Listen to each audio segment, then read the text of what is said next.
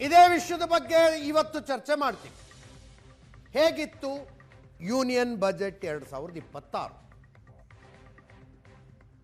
ರಾಜ್ಯಕ್ಕೇನು ಸಿಕ್ತು, ಏನು ಸಿಗಬೇಕಾಗಿತ್ತು, ದೇಶವನ್ನು ಮುಂದಿನ 10 ವರ್ಷಗಳ ಕಾಲ ಮುನ್ನಡೆಸುವ ದಾರಿಯನ್ನು ತೋರಿಸುವಂಥ ಬಜೆಟ್ ನಿಜವಾಗ್ಲೂ ಇದಾಗಿತ್ತ ಬಿಜೆಪಿಯವರು ಹೇಳ್ತಾ ಇರುವ ರೀತಿ. ನನ್ನ ಕೊಲೀಗ್ ಪ್ರಶಾಂತ್ ನಾಥ್ ಇದ್ದಾರೆ. ಪ್ರಶಾಂತ್, ಕಾರ್ಯಕ್ರಮಕ್ಕೆ ಸ್ವಾಗತ. ಆರ್ಥಿಕ ತಜ್ಞರಾದ ಕೇಶವ್ ಸರ್ ನಮ್ಮ ಜೊತೆಗಿದ್ದಾರೆ. ಕಾರ್ಯಕ್ರಮಕ್ಕೆ ಸ್ವಾಗತ ಸರ್. ತಮಗೂ ಕೂಡ. ಮಂಜೇಗೌಡ ಅವರು JDSನಿಂದ, ರವಿಕುಮಾರ್ ಅವರು BJPಯಿಂದ, ರಮೇಶ್ ಬಾಬು ಅವರು ಕಾಂಗ್ರೆಸ್ನಿಂದ ಇದ್ದಾರೆ, ಆರ್ ಪ್ರಕಾಶ್ ಅವರು JDSನಿಂದ, ಅವರು ರಮೇಶ್ ಬಾಬು ಅವರು ಕಾಂಗ್ರೆಸ್ನಿಂದ ಇದ್ದಾರೆ. 3 ಜನರು ಕಾರ್ಯಕ್ರಮಕ್ಕೆ ಸ್ವಾಗತ. ಕೇಶವ್ ಸರ್, ಒಂದೇ ಮಾತಿನಲ್ಲಿ ಹೇಳಬೇಕಂದ್ರೆ ಮಜಾ ನೈ ಆಯಾ ಅಂತಿದ್ದಾರೆ ಜನ. ಯಾಕೆಂದರೆ ಅತಿ ಹೆಚ್ಚು ಬಜೆಟ್ ವಿಷಯ ಚರ್ಚೆ ಆಗೋದು ಇನ್ಕಮ್ ಟ್ಯಾಕ್ಸ್ಗೆ ಸಂಬಂಧಿಸಿದ ಘೋಷಣೆಗಳಾದಾಗ ಏನೇನು ಘೋಷಣೆ ಮಾಡಬೇಕಾಗಿತ್ತು ಲಾಸ್ಟ್ ಟೈಮ್ ಆಗಿಬಿಟ್ಟಿತ್ತು. ಈ ಸಲ ಹೆಚ್ಚಿನ ಪ್ರಸ್ತಾಪವೇ ಇಲ್ಲ. ಅದನ್ನು ಹೊರತುಪಡಿಸಿ ನೋಡಿದ್ರೆ ಈಗ ಲಾಸ್ಟ್ ಟೈಮ್ ನಿಮಗೆ ಸುಮ್ಮನೆ ಒಂದು ಅಂಕಿಅಂಶ ಕೊಡೋದಾದ್ರೆ ಇನ್ಕಮ್ ಟ್ಯಾಕ್ಸ್ದು ನಮ್ಮಲ್ಲಿ ಫೈಲ್ ಮಾಡ್ತಿರೋರು ಹತ್ತತ್ರ 9 ಕೋಟಿ ಜನ ಇದ್ದಾರೆ. ಆದರೆ ಆ್ಯಕ್ಚುಯಲ್ ಇನ್ಕಮ್ ಟ್ಯಾಕ್ಸ್ ಕಟ್ಟುವಂಥವ್ರ ಸಂಖ್ಯೆ ನಿಮಗೆ 3 ಕೋಟಿ 3.2 ಕೋಟಿ ಇನಿಷಿಯಲ್ ಎಸ್ಟಿಮೇಟ್ಸ್ ಹೇಳುತ್ತೆ. ಎಸ್. ಸೊ ಇಷ್ಟು ಕಡಿಮೆ ಜನ ಇಷ್ಟು ದೊಡ್ಡ ಅಮೌಂಟನ್ನು ಕಾಂಟ್ರಿಬ್ಯೂಟ್ ಮಾಡ್ತಾ ಇದ್ದಾರೆ. ಹೌದು, ಇದೇ ಆದಾಯ ಕೊಡಲಿ, ತಪ್ಪು ಅಂತ ನಾನು ಹೇಳಲ್ಲ. ಆದರೆ ಇನ್ನೂ ನಾವು ಎಕ್ಸ್ಪೆಕ್ಟ್ ಮಾಡಿದ್ರೆ ನಮ್ಮ ರಿಸೋರ್ಸಸ್ ಎಲ್ಲಿಂದ ಮತ್ತು ಈಗ ಆಗಲೇ ಮ್ಯಾಕ್ಸಿಮಮ್ ಕೊಟ್ಟಿದ್ದಾರೆ. 12.75 ಸ್ಯಾಲ್ರಿ ಕ್ಲಾಸ್ಗೆ ಲಾಸ್ಟ್ ಟೈಮ್ ಕೊಟ್ಟಿದ್ದಾರೆ. 12 lakhs ಮಾಮೂಲಿ ಇವ್ರಿಗೆ ಕೊಟ್ಟಿದ್ದಾರೆ. ಇದಕ್ಕಿಂತ ಹೆಚ್ಚು ಬಹುಶಃ ದಿಲ್ ಮಾಂಗೆ ಮೋರ್ ನಿಜ. ಆದರೆ ಆರ್ಥಿಕತೆಯನ್ನು ನೋಡಬೇಕು, ಅವರು ನಡೆಸಬೇಕಲ್ವಾ, ದೇಶವನ್ನು ಮುನ್ನಡೆಸಬೇಕು. ಅದಕ್ಕೆ ಸೊ ಹಾಗಾಗಿ ನಾನು ಈ ಫಿಸ್ಕಲ್ ಡಿಸಿಪ್ಲಿನ್ ಮೇಂಟೈನ್ ಮಾಡಿದ್ದಕ್ಕೆ first thumbs up, 2 thumbs up, not 1 for this budget. ಹಾಂ. ಮತ್ತು ಇನ್ನೂ ಒಂದು ಮುಖ್ಯವಾದ್ದು, ನಾಟ್ ಜಸ್ಟ್ ಫಿಸ್ಕಲ್ ಡೆಫಿಸಿಟ್ ಇಂದ ನಾನು ಇದಕ್ಕೆ ಥಮ್ಸಪ್ ಕೊಡ್ತಾ ಇಲ್ಲ. ಇಲ್ಲಿ ನೀವು ಓವರ್ ಆಲ್ ಕೆಪೆಕ್ಸಿನ ಇನ್ವೆಸ್ಟ್ಮೆಂಟ್ ಬಗ್ಗೆ ಮಾತಾಡುವ. 12.2 lakh crores, 12.2 ಟ್ರಿಲಿಯನ್ ಹಣನ ನಾವು ಕ್ಯಾಪೆಕ್ಸ್ಗೆ ಹಾಕ್ತಾ ಇದ್ವಿ. ಆದರೆ ಅದಕ್ಕೆ ಹಣ ನೀವು ನೋಡಿದ್ರೆ ಲಾಸ್ಟ್ ಟೈಮ್ ಬಾರೋಯಿಂಗ್ಸ್ಗೂ ಈ ಸರಿ ಬಾರೋಯಿಂಗ್ಸ್ಗೂ ಒಂದು ವ್ಯತ್ಯಾಸ ಕಾಣುತ್ತೆ. ಆ ಬಾರೋಯಿಂಗ್ಸಲ್ಲಿ ನಮಗೆ ಏನು ಕಾಣ್ತಾ ಇದೆ ಅಂತಂದರೆ, ಈ ಸರಿ ನಾವು ನೆಟ್ ಬಾರೋಯಿಂಗ್ ಮಾಡ್ತಾ ಇರೋದು 11.78 crores. ಓಕೆ. ಅಂದರೆ ನಾವು ಏನು ಕೆಪೆಕ್ಸ್ ಮೇಲೆ ಹಾಕ್ತಾ ಇದ್ದೀವಿ ಅದಕ್ಕಿಂತ ಕಡಿಮೆ ನೆಟ್ ಸಾಲನ ಮಾಡ್ತಾ ಇದ್ದೀವಿ ಅನ್ನುವಂಥದ್ದನ್ನು ನಾವು ಗಮನಿಸ್ಬೇಕಿಲ್ಲಿ. ಅದು ನಾವು ಬಹುತೇಕ ಚರ್ಚೆಗಳಲ್ಲಿ ಮಿಸ್ ಆಗ್ತಾ ಇದೆ. ಹಂಗಾಗಿ ಆಯವ್ಯಯ ಏನೋ ಇದೇನೋ ಇಲ್ಲ ಅನ್ನೋ ಥರ.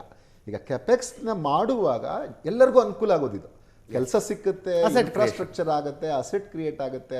ನಾವು ಯಾವಾಗೋ ಮಾತಾಡ್ತೀವಿ ಈ ಜಂಗುಳಿಲಿ ಹೋಗೋಕ್ಕಾಗಲ್ಲ, ಅದಾಗಲ್ಲ, ಇದಾಗಲ್ಲ ಅಂತ. ಬಟ್ ನಿಮ್ಗೆ ಒಂದ್ಸರಿ ಇನ್ಫ್ರಾಸ್ಟ್ರಕ್ಚರ್ ಕ್ರಿಯೇಟ್ ಆದರೆ ರೈತರಿಗೆ ಅನುಕೂಲ ಆಗುತ್ತೆ, ಇಂಡಸ್ಟ್ರಿಯಲ್ ಅರ್ಥ ಆಗುತ್ತೆ, ಅನುಕೂಲ ಆಗುತ್ತೆ, ನನಗೆ ಅನುಕೂಲ ಆಗುತ್ತೆ, ನಿಮ್ಗೆ ಅನುಕೂಲ ಆಗುತ್ತೆ, ಇಡೀ ದೇಶಕ್ಕೆ ಅನುಕೂಲ ಆಗುತ್ತೆ.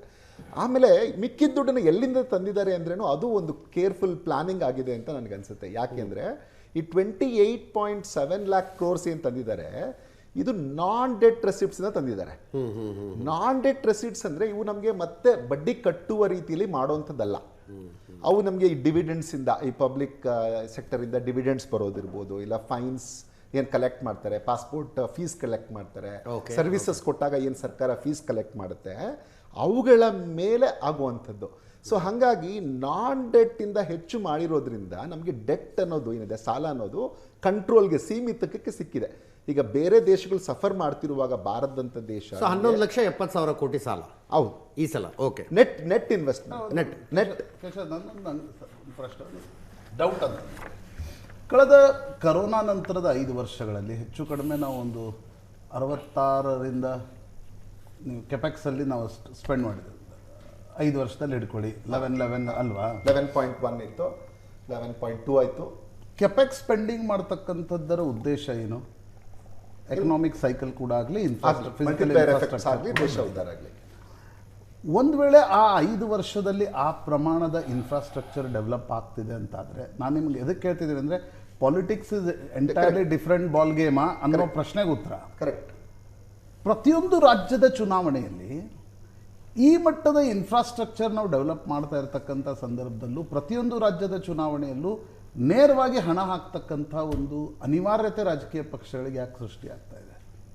ಒಂದು ವೇಳೆ ಬಾರೋಯಿಂಗ್ ಕಡಿಮೆ ಆಗ್ತಿದೆ, ನಿಮ್ಮ ಕೆಪೆಕ್ಸ್ ಸ್ಪೆಂಡಿಂಗ್ ಜಾಸ್ತಿ ಆಗ್ತಾ ಇದೆ, ಇನ್ಫ್ರಾಸ್ಟ್ರಕ್ಚರ್ ಡೆವಲಪ್ ಆಗ್ತಿದೆ ಅಂದರೆ economics is different, politics is different ಅಂತ ಲೆಕ್ಕನ. ಇನ್ನು ಪೊಲಿಟಿಕಲ್ ಕ್ವಶನ್ ಅನ್ನೋ ರೀತಿ ತಗೋಬೇಡಿ. ಅಲ್ಲ, ಆರ್ಥಿಕ ಸರ್ವೆ ಕಳವಳ ವ್ಯಕ್ತಪಡಿಸ್ತು. ಇಲ್ಲ, ಖಂಡಿತ ನನಗೆ ಡೌಟ್ ಅಂತ ಕೇಳಿದ್ರೆ ಪಾಲಿಟಿಕ್ಸ್ ನನ್ನ ಫ್ರೆಂಡ್ಸ್ ಇದ್ದಾರೆ, ಅವ್ರು ಮಾತಾಡ್ತಾರೆ. Good economics is a bad politics. Good economics is also good politics. Good politics need not be good economics. Sometimes yes. ಅದನ್ನು ನಾನು ಹೇಳೋದು. ಯಾಕೆಂದರೆ ನೀವು ಯಾವುದೇ ಒಳ್ಳೆಯ ಆರ್ಥಿಕ ನೀತಿ ನೋಡಿ, ಅದು ಒಳ್ಳೆಯ ರಾಜಕೀಯ ನೀತಿಯೂ ಆಗಿರ್ಲಿಕ್ಕೆ ಸಾಧ್ಯ ಇದೆ. ಆದರೆ ಎಲ್ಲ ಒಳ್ಳೆಯ ರಾಜಕೀಯ ನಡೆ ಅಥವಾ ನೀತಿ ಒಳ್ಳೆಯ ಆರ್ಥಿಕ ನೀತಿ ಆಗಬೇಕಾಗಿಲ್ಲ, ಆಗಬೇಕಾಗಿಲ್ಲ. ಸೊ ಇದನ್ನ ನನ್ಗನ್ಸೋದು. ಬಟ್ ಏನಂದ್ರೆ ನಮಗೆ ನೀವು ಗಮನಿಸ್ಬೋದು ನಮ್ಮ ಟ್ರೂ ಅಲ್ಲ sir. If good economics is good politics, No, good politics capex and all the that is infrastructure push we are giving, it should translate into politics. ಆಗ್ತಾ ಇದೆ ಅಲ್ಲ, ಅದು ಆಗ್ತಾ ಇದೆ. ಬಟ್ ನೀವು ಅದನ್ನ ಹೆಂಗೆ ಬಿಂಬಿಸ್ತೀರಿ ಅನ್ನುವಂಥದ್ದು. ಈಗ ನೀವು ಹೈವೇಗಳನ್ನ ನೋಡಿ, ಮೊದಲಿನ ಹೈವೇನ ಕಂಪೇರ್ ಮಾಡಿ ಇವತ್ತಿನ ಹೈವೇ ನೋಡಿ, ರೈಲ್ ರೋಡ್ ನೋಡಿ, ಎಲೆಕ್ಟ್ರಿಫಿಕೇಶನ್ ನೋಡಿ, ಪೋರ್ಟ್ಸ್ ನೋಡಿ, ಐದರ್ ಶಿಪ್ನ ಪೋರ್ಟ್ಸ್ ನೋಡಿ, ಏರ್ಪೋರ್ಟ್ಸ್ ನೋಡಿ, ಡೆವಲಪ್ಮೆಂಟ್ ಕಣ್ಣಿಗೆ ಕಾಣಿಸ್ತಾ ಇದೆ. ಅದನ್ನೇನು ಯಾರೂ ಅಲ್ಲೆಗಳೆಯೋಕ್ಕಾಗಲ್ಲ. ನೀವು ಸುಮ್ಮನೆ ಕಣ್ಣನ್ನು ಬಿಟ್ಟು, ಪಾಲಿಟಿಕ್ಸ್ ಬಿಟ್ಟು ಕಣ್ಣನ್ನು ತೆರೆದರೆ ಖಂಡಿತ ಈ ಡೆವಲಪ್ಮೆಂಟ್ ಕಾಣುತ್ತೆ. ಇಷ್ಟು ಸಾಕ ನನಗೂ ಅನಿಸುತ್ತೆ, ಇನ್ನೂ ಜಾಸ್ತಿ ಆಗಿರಬೇಕಾಗಿತ್ತು ಅಂತ. ಅದು ಚರ್ಚೆ ಬೇರೆ. ಆಮೇಲೆ 55% GDP ನಾವು ಏನು ತಂದಿದ್ದೀವಲ್ವಾ, ನಮ್ಮ GDP ಟು ಲೋನ್ ರೇಷಿಯೋ 55% ಏನು ತಂದಿದ್ದೀವಿ, that is another good achievement. ಏನು ಪ್ಲಾನ್ ಇದೆ ಎಲ್ಲ ಕ್ಲಿಯರ್ ಆಗಿ ಗೋಲ್ ಇದೆ. 2030ಕ್ಕೆ ನಾವು ಇಷ್ಟು ತಗೊಂಡ್ಬಿಡ್ಬೇಕು, ಅದಕ್ಕೆ ಗೋಲ್ ಹಾಕ್ಕೊಂಡಿದ್ದಾರೆ. ಸೊ ಲಾಸ್ಟ್ ಟೈಮ್ ಪ್ರಾಮಿಸ್ ಮಾಡಿದ್ರು 4.4% ಫಿಸ್ಕಲ್ ಡೆಫಿಸಿಟ್ ಇದ್ದಾಗ ಇನ್ನೂ ಕಡಿಮೆ ಮಾಡ್ತೀವಿ. ಸರಿ 4.3 ತಗೊಂಡು ಬಂದಿದ್ದಾರೆ ಫಿಸ್ಕಲ್ ಡೆಫಿಸಿಟ್.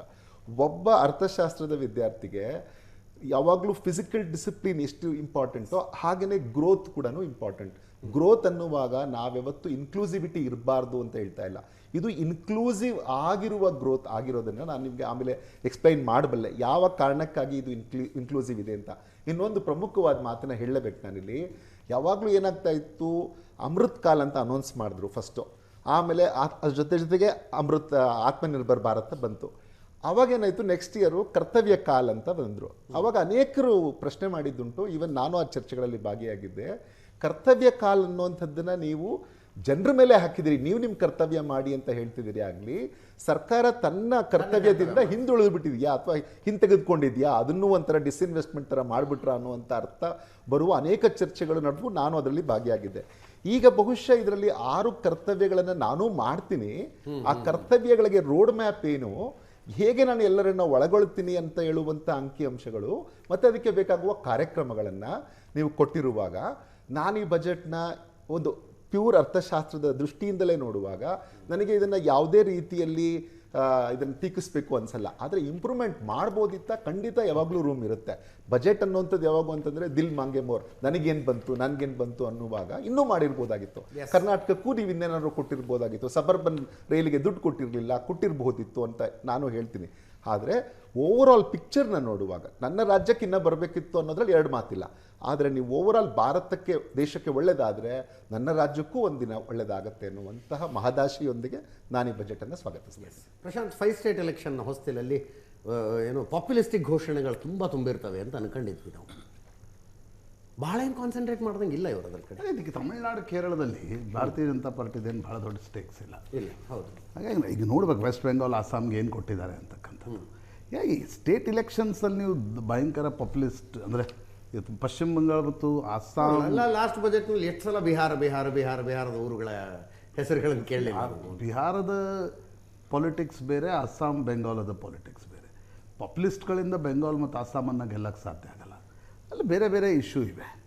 ನನಗನ್ಸುತ್ತೆ ಈ budget more of A consultation budget ಅಂತ. ತುಂಬ ಅಂದರೆ ಎವ್ರಿ ಟೈಮ್ ನೀವು ಈಗ ಕಳೆದ ವರ್ಷ ಪಾಪ್ಯುಲಿಸ್ಟ್ ಅಂತ ಕರೆಯೋದಾದರೆ ಮಿಡ್ಲ್ ಕ್ಲಾಸಿಗೆ ಇನ್ಕಮ್ ಟ್ಯಾಕ್ಸ್ನಲ್ಲಿ ನನಗನ್ಸೋದು ಗಣನೀಯವಾಗಿರ್ತಕ್ಕಂಥ ಏರಿಕೆ ಆಗಿದೆ. ಪ್ರಾಯಶಃ ನಾವು ಮಾಧ್ಯಮಗಳು ಕೆಲವೊಂದು ಸಲ ಅತಿರೇಕದ ನಾರ್ಮ್, ತೆರಿಗೆದಾರರಿಗೆ ಬಂಪರ್ ಸಿಗುತ್ತಾ ಅಂತ ಹಿಂದಿನ ದಿವಸ ಬರ್ದಿರ್ತಾರೆ, ನಾವು ಹಾಕ್ತಿರ್ತೀವಿ. ನಾನು ಹೇಳೋದು ಅದರ ಕಾಲ ಬದಲಾಗಿದೆ. ದರ ಇಳಿಯತ್ತಾ ಏರುತ್ತಾ 20 years ಬ್ಯಾಕ್ ಹೋಗಿ GST ಬಂದಮೇಲೆ ಅದರದ್ದೇನು ಭಾಳ ಮಹತ್ವ ಆಗಿ ಉಳಿದಿಲ್ಲ. ಇಂಪಾರ್ಟೆಂಟ್ ಏನು, ಯಾವ ಸೆಕ್ಟರ್ನಲ್ಲಿ ಗ್ರೋತ್ ಹೋಗುತ್ತೆ, ನಾವು ಯಾವ ಕಡೆ ಹೋಗ್ತಿದ್ದೀವಿ, ಎಷ್ಟು ಕೆಪೆಕ್ಸ್ ಸ್ಪೆಂಡ್ ಮಾಡ್ತಿದ್ದೀವಿ, ಎಷ್ಟು ಸಾಲ ತಂದಿದ್ದೀವಿ, ಈ ವಿಷಯಗಳು ಆರ್ಥಿಕವಾಗಿ ಮುಖ್ಯವೇ ಹೊರತು ಪ್ರತಿ ಬಾರಿ ನಾವು ಮಾಧ್ಯಮಗಳು ಇದರಲ್ಲ ನನ್ನನ್ನು ಹಿಡ್ಕೊಂಡು ಹೇಳ್ತೀನಿ. ಪ್ರತಿ ಬಾರಿ ನಾವು ಮಿಡಲ್ ಕ್ಲಾಸಿಗೆ 12 ಇದ್ದಿದ್ದು 15 ಲಕ್ಷ ಆಗತ್ತಾ, ಸ್ಟ್ಯಾಂಡರ್ಡ್ ಡಿಡಕ್ಷನ್ ಜಾಸ್ತಿ ಆಗುತ್ತಾ, ಒಂದು ಸ್ಟೋರಿ ಬರೆದು ಕೊಡಂತಂದ್ರೆ ಆ ಸ್ಟೋರಿ ಬರೆದು ಕೊಟ್ಟು ಈ ಚರ್ಚೆಗೆ ಅರ್ಥ ಇಲ್ಲ ಇನ್ಮೇಲೆ ಅಂತ ನನಗನ್ಸುತ್ತೆ. ನಂಬರ್ 1. ನಂಬರ್ 2, ಅಜಿತ್, ನನಗನ್ನಿಸ್ತಿರ್ತಕ್ಕಂಥದ್ದು ಈ ಬಜೆಟನ್ನು ನಾವು ನೋಡುವ ದೃಷ್ಟಿಕೋನದಲ್ಲಿ ಜಾಗತಿಕವಾಗಿ ಆಗ್ತಿರ್ತಕ್ಕಂಥ ತಲ್ಲಣಗಳು, ಜಾಗತಿಕವಾಗಿ ಅಮೆರಿಕ ಮತ್ತು ಚೈನಾ ರಷ್ಯಾದ ಮಧ್ಯೆ ನಡೀತಾ ಇರತಕ್ಕಂಥ ಒಂದು ಪೈಪೋಟಿ ಏನಿದೆ, ಆ ಪೈಪೋಟಿಯ ಸಂದರ್ಭದಲ್ಲಿ ಈ ಬಜೆಟ್ ನಮ್ಮನ್ನು ಎಲ್ಲಿ ಪೊಸಿಷನ್ ಮಾಡುತ್ತೆ ಅನ್ನೋದು ಭಾಳ ಮುಖ್ಯ ಅಂತ ನನಗನ್ಸುತ್ತೆ. ನಾವು ಪ್ರತಿ ಬಾರಿ ಅಂದರೆ ಈ ಬಜೆಟನ್ನು, ಯಾಕಂದರೆ ಮುಂದಿನ 20-25 ವರ್ಷಗಳಲ್ಲಿ ನಾವು ಯಾವ ಗ್ರೋತನ್ನು ನಿರೀಕ್ಷೆ ಮಾಡ್ತಿದ್ದೀವೋ, ನಾವು ಎಲ್ಲಿಂದ ಎಲ್ಲಿ ಹೋಗಬೇಕು ಅಂತಕ್ಕಂಥದ್ರ ಬಗ್ಗೆ ಚರ್ಚೆ ಮಾಡ್ತಿದ್ದೀವೋ, ಆ ಕಡೆ ಒಂದು ಹೆಜ್ಜೆ ಮುಂದೆ ತಗೊಂಡು ಹೋಗಿ ಆ ಕಡೆ ಮುಂದೆ ಒಂದು ಹೆಜ್ಜೆ ತೆಗೆದುಕೊಂಡು ಹೋಗುತ್ತಾ ಅಂತಕ್ಕಂಥದ್ದು ಪ್ರಶ್ನೆ. ಯಾಕಂದರೆ ನಾನು ಅದನ್ನೇ ಕೇಶವ್ರು ಕೇಳಿರ್ತಕ್ಕಂಥ ಪ್ರಶ್ನೆ ಏನು, ಅಂತಿಮವಾಗಿ ಆ ಪ್ರಮಾಣದ ಗ್ರೋತ್ ಇದ್ದರೆ, ನೀವು ಯಾವ ಗ್ರೋತನ್ನು ಹೇಳ್ತಿದ್ದೀರೋ ಆ ಪ್ರಮಾಣದ ಗ್ರೋತ್ ಕೆಳಗಡೆ ಪರ್ಕ್ಯುಲೇಟ್ ಆದರೆ ಬೆಂಗಳೂರಿನಂಥ ನಗರದಲ್ಲಿ ಗ್ಯಾರಂಟಿಗಳಿಂದಾಗಿ ಪರಿಸ್ಥಿತಿ ಯಾಕೆ ಬದಲಾಗಬೇಕು? ಅಂದರೆ ಎರಡೂ ಅಂತರ ಉಂಟಾ? ಆರ್ಥಿಕ ಬೇರೆ, ಪಾಲಿಟಿಕ್ಸ್ ಬೇರೆ. ನಾನೊಬ್ಬ ರಾಜಕೀಯ ವಿದ್ಯಾರ್ಥಿಯಾಗಿ ಅದನ್ನು ನೋಡುವ ಪ್ರಯತ್ನವನ್ನು ಮಾಡಿ, ಆ ದೃಷ್ಟಿಕೋನದಿಂದ ನನಗನ್ಸುತ್ತೆ ಜಾಗತಿಕವಾಗಿರ್ತಕ್ಕಂಥ ಪರಿಸ್ಥಿತಿಯ ಸಂದರ್ಭದಲ್ಲಿ ಒಂದು ನಾವು ಎಕಾನಮಿಯನ್ನು ರೋಬಸ್ಟ್ ಇಡ್ಲಿಕ್ಕೆ ಸಮರ್ಥ. ನನಗನ್ಸುತ್ತೆ ಅದೇ ಕಾಂಟೆಕ್ಸ್ಟಲ್ಲಿ ಅವ್ರು ಫಿಸ್ಕಲ್ ಡೆಫಿಸಿಟ್ ಬಗ್ಗೆ ಹೇಳಿದರು ಅಲ್ವಾ. ಫಿಸ್ಕಲ್ ಡೆಫಿಸಿಟ್ನ ಅವರು ಕಾಂಟೆಕ್ಸ್ಟ್ ಇರ್ತಕ್ಕಂಥ ಉದ್ದೇಶವೇ ಅದು. ನನಗನ್ಸುತ್ತೆ ಈ ಬಜೆಟ್ ತುಂಬ consultation budget is not for ಮಜಾ ಆಗ. ಮಜಾ ಅಂದರೆ ಪ್ರತಿಯೊಂದರಲ್ಲೂ ಮಜಾ ಹುಡುಕಬೇಕಾಗಿರ್ತಕ್ಕಂಥ ಅವಶ್ಯಕತೆ ಇಲ್ಲ. ರಮೇಶ್ ಬಾಬು ಅವರೇ, ತುಂಬ ಕಟ್ಟುನಿಟ್ಟಾದ ಜನಪ್ರಿಯ ಘೋಷಣೆಗಳನ್ನು ಒಳಗೊಳ್ಳದೆ ಆರ್ಥಿಕ ಶಿಸ್ತನ್ನು ಗಮನದಲ್ಲಿಟ್ಕೊಂಡು ಕೊಟ್ಟಿರುವ ಬಜೆಟ್ ಅಂತ ಆರ್ಥಿಕ ತಜ್ಞರು ಹೇಳ್ತಾ ಇದ್ದಾರೆ. ಅಲ್ಲ, ಅದರಲ್ಲಿ ಸ್ವಲ್ಪ ಬದಲಾವಣೆ ಮಾಡಿ ಹೇಳಬೇಕಾಗತ್ತೆ. ಅದು ಜೊತೆಯಲ್ಲಿ ಕೆಳವರ್ಗದ ವಿರೋಧಿ, ಜನ ವಿರೋಧಿ, ಅಭಿವೃದ್ಧಿಯ ವಿರೋಧಿ, ಉದ್ಯೋಗದ ವಿರೋಧಿ ಮತ್ತು BJP ಏತರ ರಾಜ್ಯಗಳ ವಿರೋಧಿ, ಇಷ್ಟನ್ನು ಸೇರಿಸ್ಕೊಂಡು ಹೇಳಿದ್ರೆ ನಾನು ಸ್ವಾಗತ ಮಾಡ್ತೀನಿ. ಓಕೆ. ಈಗಾಗಲೇ ನಮ್ಮ ಮುಖ್ಯಮಂತ್ರಿಗಳು ಸಿದ್ದರಾಮಯ್ಯನವರು, DK ಶಿವಕುಮಾರ್ ಅವರು KPCC ಅಧ್ಯಕ್ಷರು, AICC ಅಧ್ಯಕ್ಷರು ಅಂತ ಶ್ರೀಯುತ ಮಲ್ಲಿಕಾರ್ಜುನ್ ಖರ್ಗೆರವರು, ರಾಹುಲ್ ಗಾಂಧಿರವರು ಎಲ್ಲ ಬಜೆಟ್ ಬಗ್ಗೆ ಮಾತಾಡಿದ್ದಾರೆ. ಬಹುತೇಕ ಮಧ್ಯಾಹ್ನ ಒಂದು ಚರ್ಚೆನಲ್ಲಿ ಕೇಶವ್ ಅವರು, ರವಿಕುಮಾರ್ ನಾವೆಲ್ಲ ಭಾಗಿಯಾಗಿದ್ವು. ಭಾಳ ಸ್ಪಷ್ಟವಾಗಿ ಒಂದು ಪೊಲಿಟಿಕಲ್ ಪಾರ್ಟಿಯಾಗಿ ನಾವು ವಿಮರ್ಶೆ ಮಾಡೋಂಥದ್ದು ಒಂದು ಕಡೆ, what about the common people ಅಂತೇಳಿ. ಸಾಮಾನ್ಯವಾಗಿ ನಮ್ಮ ಬಜೆಟ್ ಅಂತ ಅಂದರೆ ಜನ ನಿರೀಕ್ಷೆ ಇಟ್ಕೊಳ್ಳೋಂಥಕ್ಕಂಥದ್ದು ಅವರ ಜೀವನ ಶೈಲಿಗೆ ಜನಸಾಮಾನ್ಯರು ಬಳಕೆ ಮಾಡೋಂಥ ವಸ್ತುಗಳ ಬೆಲೆ ಕಮ್ಮಿ ಆಗುತ್ತೇನೋ ಕೊಡೋಂಥ ಬಜೆಟಲ್ಲಿ ಅಂತೇಳಿ ನಿರೀಕ್ಷೆ ಇಟ್ಕೊಂಡು ಯಾವಾಗಲೂ ಬಜೆಟ್ನ ನೋಡ್ಕೊಂಡು ಬಂದಿರತಕ್ಕಂಥದ್ದು ಒಂದು ವ್ಯವಸ್ಥೆ. ಇವತ್ತು ಒಂದು ವಿಶೇಷವನ್ನು ನೋಡಿದ್ದೇವೆ. ಅಂದರೆ ದೇಶದ ಇತಿಹಾಸದಲ್ಲಿ ಮೊದಲನೇ ಸಲ ಭಾನುವಾರ ಬಜೆಟ್ ಕೊಟ್ಟಿದ್ದಾರೆ. ಎರಡನೇ ಸಲ 1999 ಒಂದು ಸಲ ಆಗಿತ್ತು. ಯಶವಂತ್ ಸಿನ್ಹಾ ಅವರು ಹಣಕಾಸು ಸಚಿವರಾಗಿದ್ದಾಗ ಈ ಫೆಬ್ರವರಿ 28 ಭಾನುವಾರ ಬಂದಿತ್ತು. ಇರ್ಬೋದು. ಇವತ್ತು ಆ ಥರ ನೋಡಿದ್ರೆ ಇನ್ನೊಂದು ಬದಲಾವಣೆಯನ್ನು ನಾನು ಕೋಟ್ ಮಾಡ್ತೀನಿ. ಇವತ್ತು ಶೇರ್ ಮಾರ್ಕೆಟು ಯಾವಾಗಲೂ ಲಿಂಕ್ ಹಿಡಿದಿತ್ತದ ಬಜೆಟ್. ಹೌದು. ಭಾರತ ದೇಶದ ಇತಿಹಾಸದಲ್ಲಿ ಇವರು ಭಾನುವಾರ ಅಂತ ಹೆಂಗೆ ಕೋಟ್ ಮಾಡ್ತಾ ಇದ್ದಾರೋ ಅದೇ ಥರ ಭಾರತ ದೇಶದ ಇತಿಹಾಸದಲ್ಲಿ 2000 ಪಾಯಿಂಟು ಶೇರ್ ಮಾರ್ಕೆಟು ಬಿದ್ದಿದ್ದು ಯಾವತ್ತೂ ಇಲ್ಲ ಇತಿಹಾಸದಲ್ಲಿ. ಕೊನೆಗೆ ಇವತ್ತು 1500 ಚಿಲ್ಲರೆ ಪಾಯಿಂಟಿಗೆ ಬಂದು ನಿಂತಿದೆ. ಅದು what ever it may be. ಅಂದರೆ ನಾಳೆ ಬೆಳಿಗ್ಗೆ ಬರುತ್ತೆ ಪತ್ರಿಕೆಗಳಲ್ಲಿ ಎಷ್ಟು ಲಕ್ಷ ಕೋಟಿ ಎಷ್ಟು ಜನ ಕಳ್ಕೊಂಡ್ರು ಅಂತೇಳಿ ನಾಳೆ ಬರುತ್ತೆ. ಅದಿರಲಿ. ಅಂದರೆ ನಾನು ಏನಕ್ಕೆ ಕೇಳ್ತೀನಿ ಅಂದರೆ ಅದ್ರ ಜೊತೆ ಲಿಂಕ್ ಇರೋದ್ರಿಂದ ಇವತ್ತು ರಾಜಕೀಯ ಪಾರ್ಟಿಗಳು ಅಥವಾ ಆರ್ಥಿಕ ತಜ್ಞರು ನಾವೆಲ್ಲ ವಿಶ್ಲೇಷಣೆ ಮಾಡೋದಕ್ಕಿಂತ ಸ್ಪಷ್ಟವಾಗಿ ಭಾರತದ ಶೇರ್ ಮಾರ್ಕೆಟು ಇದು ಎಷ್ಟೋ ಹೋಪ್ಲೆಸ್ ಬಜೆಟ್ಟು, ಇದರಿಂದ ಏನು ಆಘಾತಕಾರಿ ಆಗ್ಬೋದು ಅಂಥೇಳಿ ಈಗಾಗಲೇ ಸಂದೇಶವನ್ನು ಇವತ್ತೇ ಕೊಟ್ಬಿಟ್ಟಿದ್ದಾರೆ. ಯಾಕೆಂದರೆ ಸಾಮಾನ್ಯವಾಗಿ ಭಾನುವಾರ ಶೇರ್ ಮಾರ್ಕೆಟ್ ಇರಲ್ಲ, ಇವತ್ತು ವಿಶೇಷವಾಗಿ ಬಜೆಟ್ನ ಕಾರಣಕ್ಕಾಗಿ ಶೇರ್ ಮಾರ್ಕೆಟ್ ಓಪನ್ ಇತ್ತು. ಹಾಗಾಗಿ ಬಂದಿದೆ. ಇದ್ರ ಜೊತೆಗೆ ನಾನು ಇನ್ನೊಂದು ಭಾಳ ಪ್ರಮುಖವಾದಂಥ ಅಂಶ ಹೇಳಬೇಕಾಗಿರ್ತಕ್ಕಂಥದ್ದು, ನಿರ್ಮಲಾ ಸೀತಾರಾಮನ್ರವರು ಕೇಂದ್ರದ ಹಣಕಾಸು ಸಚಿವರಿದ್ದಾರೆ. ಅವರು ಬೇರೆ ಬೇರೆ ಕಾರಣಕ್ಕೆ ಸದನದಲ್ಲಿ ಚರ್ಚೆ ಆಗಬೇಕಾದ್ರೆ, ಲೋಕಸಭೆ ಒಳಗಡೆ ಚರ್ಚೆ ಆಗಬೇಕಾದ್ರೆ ಈರುಳ್ಳಿ ದರ ಏರಿಕೆ ಬಗ್ಗೆ ಒಬ್ಬರು ಪ್ರಶ್ನೆ ಮಾಡಿದಾಗ ನಾನು ಈರುಳ್ಳಿ ತಿನ್ನಲ್ಲ, ಬೆಳ್ಳುಳ್ಳಿ ತಿನ್ನಲ್ಲ, ಹಂಗಾಗಿ ನಾನು ಅದ್ರ ಬಗ್ಗೆ ನಾನು ಯೋಚನೆನೂ ಮಾಡಲ್ಲ, ಮಾತಾಡಲ್ಲ ಅಂತೇಳಿ ಲೋಕಸಭೆಯಲ್ಲಿ ದಾಖಲೆಯಿದೆ ಅದು. ಹಾಗಾಗಿ ಅದಕ್ಕೆ ಪೂರಕವಾಗಿ ಜನಸಾಮಾನ್ಯರ ಬಗ್ಗೆ ನನಗೆ ಕಷ್ಟ ಗೊತ್ತಿಲ್ಲ, ನಾನು ಜನಸಾಮಾನ್ಯ ಆಗಿ ನಾನು ಬಂದಿಲ್ಲ, ಈ ಬಜೆಟು ನಾನು ಅವ್ರ ಪರವಾಗಿ ಕೂಡ ಅವಶ್ಯಕತೆ ಇಲ್ಲ ಅಂತಲೂ ನಾನು ಹೇಳ್ಬೋದು. ಅವರು ಅವತ್ತೇನು ಲೋಕಸಭೆಯಲ್ಲಿ ಈರುಳ್ಳಿ ಬಗ್ಗೆ ಮಾತಾಡಿದ್ರು, ನಾಳೆ ಇನ್ಯಾವುದಾದ್ರು ಸಂದರ್ಭ ಬಂದಾಗ ಏನು ಕೆಳವರ್ಗದ ಜನರಿಗೆ ಅನುಕೂಲ ಆಗಿಲ್ಲ ಅಂದರೆ ನಾನು ಕೆಳವರ್ಗದಿಂದ ಬಂದಿಲ್ಲ, ಆ ಕಷ್ಟ ನನಗೆ ಗೊತ್ತಿಲ್ಲ, ಹಾಗಾಗಿ ಬಗ್ಗೆ ಚಿಂತನೆ ಮಾಡಲ್ಲ ಅಂತಲೂ ಅವ್ರು ಹೇಳ್ಬೋದು. ನಾವು ದುರಾದೃಷ್ಟವಶಾತ್ತು ಅವರು ನಮ್ಮ ರಾಜ್ಯದಿಂದಲೇ ರಾಜ್ಯಸಭಾ ಸದಸ್ಯರಾಗಿದ್ದಾರೆ. ಇವತ್ತು ರಾಜ್ಯಕ್ಕೆ ಕೊಡುವಂಥ ಒಂದೇ ಒಂದು ಕಾರ್ಯಕ್ರಮ 9 ಬಜೆಟ್ ಕೊಟ್ಟಿದ್ದಾರೆ, ಈ ಬಜೆಟ್ ಸೇರಿ. ಈ 9 ಬಜೆಟಲ್ಲೂ ಸಹ ಯಾವತ್ತೂ ಸಹ ರಾಜ್ಯದ ಪರವಾಗಿ ಅವರು ಪೂರಕವಾದಂಥ ಅಂಶಗಳನ್ನ ಕೊಟ್ಟಿಲ್ಲ. ಇವತ್ತು ಇಡೀ ಬಜೆಟಲ್ಲಿ ಅವರು ಕೋಟ್ ಮಾಡ್ತಾ ಇರ್ತಕ್ಕಂಥ 2 ರೈಲು, ಹೈದರಾಬಾದ್ ಟು ಬೆಂಗಳೂರು ಸ್ಪೀಡ್ ರೈಲು, ಚೆನ್ನೈ ಟು ಬೆಂಗಳೂರು ಸ್ಪೀಡ್ ರೈಲು, ಈಗಾಗಲೇ ಸನ್ಮಾನ್ಯ ಸಿದ್ದರಾಮಯ್ಯನವರು ಒಂದು ಪ್ರೆಸ್ ನೋಟ್ ಮಾಡಿ ಬಿಡುಗಡೆ ಮಾಡಿ ಅಧಿಕೃತವಾಗಿ ಹೇಳಿದ್ದಾರೆ. ಅಂದರೆ ಹೆಚ್ಚು ಭಾಗ ಅಂದರೆ 100 ಕಿಲೋಮೀಟರ್ ಅದು ಟ್ರಾವೆಲ್ ಮಾಡುತ್ತೆ ಅಂದರೆ 70% ಆ ರಾಜ್ಯದಲ್ಲಿರುತ್ತೆ, ಚೆನ್ನೈ ತಮಿಳುನಾಡು. ಬೆಂಗಳೂರು ಆ ಜಾಗದಲ್ಲಿ ಹಂಗಿದೆ ಹೇಳಿದ್ದು ಅಲ್ಲ, ನೀವು ಅದನ್ನೇ ಈಗ ಅದನ್ನು ಕೋಟ್ ಮಾಡಿದ್ದಾರೆ ಅವರು. ಫಾರ್ ಎಕ್ಸಾಂಪಲ್ ಮುಂಬೈ, ಬೆಂಗಳೂರು, ನಿಮ್ಮ ಗೋವಾ ಥರ ಈ ಥರ ಕನೆಕ್ಟ್ ಮಾಡಿದರೆ ನಮ್ಮ ರಾಜ್ಯಕ್ಕೆ ಹೆಚ್ಚು ಉಪಯೋಗ ಆಗ್ತಾ ಇತ್ತು, ಹೆಚ್ಚು ಲೈನ್ ಇಲ್ಲಿ ಟ್ರಾವೆಲ್ ಆಗೋಂಥದ್ದು. ಯಾಕೆ ಈ ಮಾತನ್ನು ಹೇಳ್ತಾ ಇದ್ದೀನಿ ಅಂದರೆ, ನೀವು ಹೈ ಸ್ಪೀಡು ಮೆಟ್ರೋ ಬಿಟ್ಟರೆ ಅವರು ರೈಲ್ವೆ ಯೋಜನೆಗಳ ಬಗ್ಗೆ ಏನೂ ಮಾಹಿತಿಯನ್ನು ಕೊಟ್ಟಿಲ್ಲ ಕರ್ನಾಟಕಕ್ಕೆ. ಹಿಂದೆ ನೀವು ಮಲ್ಲಿಕಾರ್ಜುನ್ ಖರ್ಗೆ ಅವರು ರೈಲ್ವೆ ಸಚಿವರಾಗಿದ್ದಾಗ ಅಥವಾ ಅವರು ಲೇಬರ್ ಮಿನಿಸ್ಟರ್ ಆಗಿದ್ದಾಗ ಕರ್ನಾಟಕಕ್ಕೆ ಎಷ್ಟು ಇನ್ಕ್ಲೂಡಿಂಗ್ ಹೈವೇಸು ಅವ್ರ ಕಾಂಟ್ರಿಬ್ಯೂಷನ್ ಭಾಳ ದೊಡ್ಡದಿದೆ ಮಲ್ಲಿಕಾರ್ಜುನ್ ಖರ್ಗೆ ಅವರು. ನೀವು ಅಲ್ಲಿ ESI ಹಾಸ್ಪಿಟ್ಲ್ ಬಂದಿರೋಂಥದ್ದು ಇರ್ಬೋದು, ಗುಲ್ಬರ್ಗಕ್ಕೆ ರೈಲ್ವೆ ಯೋಜನೆಗಳು ಇಡೀ ರಾಜ್ಯದಲ್ಲಿ ಬಂದಿರತಕ್ಕಂಥ ಪ್ರಾಜೆಕ್ಟ್ಗಳು ಇರ್ಬೋದು. ಇವೊಂದು is not concern to the highways, ಕರ್ನಾಟಕದಲ್ಲಿ ಎಷ್ಟು ಹೈವೇ ಲೈನ್ಗಳು ಜಾಸ್ತಿ ಆಯಿತು, ಇವೆಲ್ಲ ರಾಜ್ಯಕ್ಕೆ ಸಿಕ್ಕಿರ್ತಕ್ಕಂಥದ್ದು. ಯಾಕೆಂದರೆ ಈ ರಾಜ್ಯದಿಂದ ಅವರು ಲೋಕಸಭೆಗೆ ಹೋಗಿದ್ರು. ಇವತ್ತು ಪರಿಸ್ಥಿತಿ ಹಂಗಿಲ್ಲ.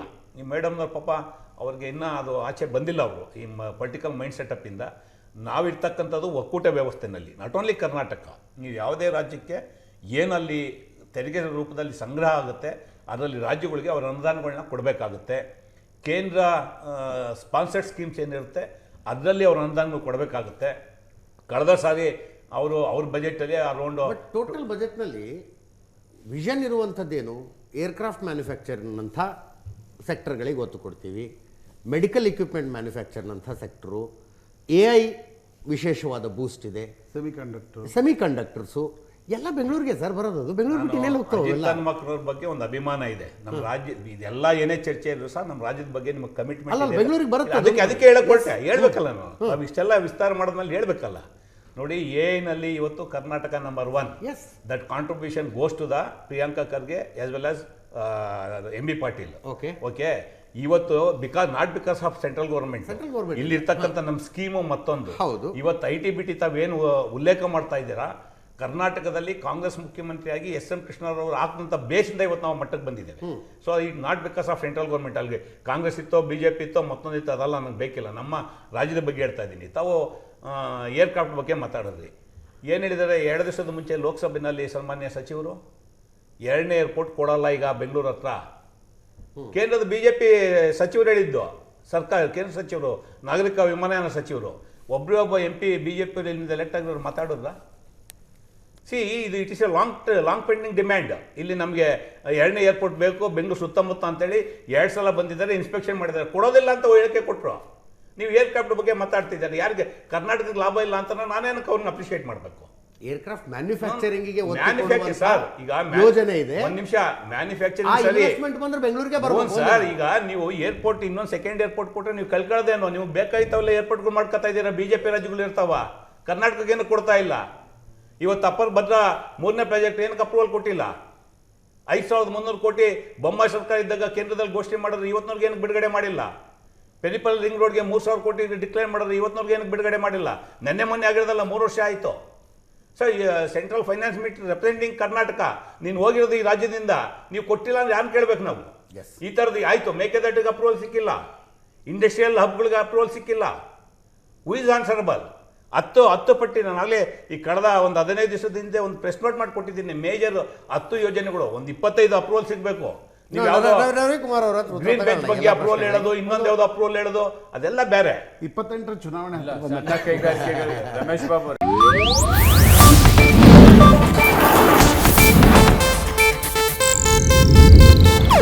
ಇದು ಏಷ್ಯಾನೆಟ್ ನ್ಯೂಸ್ ನೆಟ್ವರ್ಕ್ ಪ್ರಸ್ತುತಿ.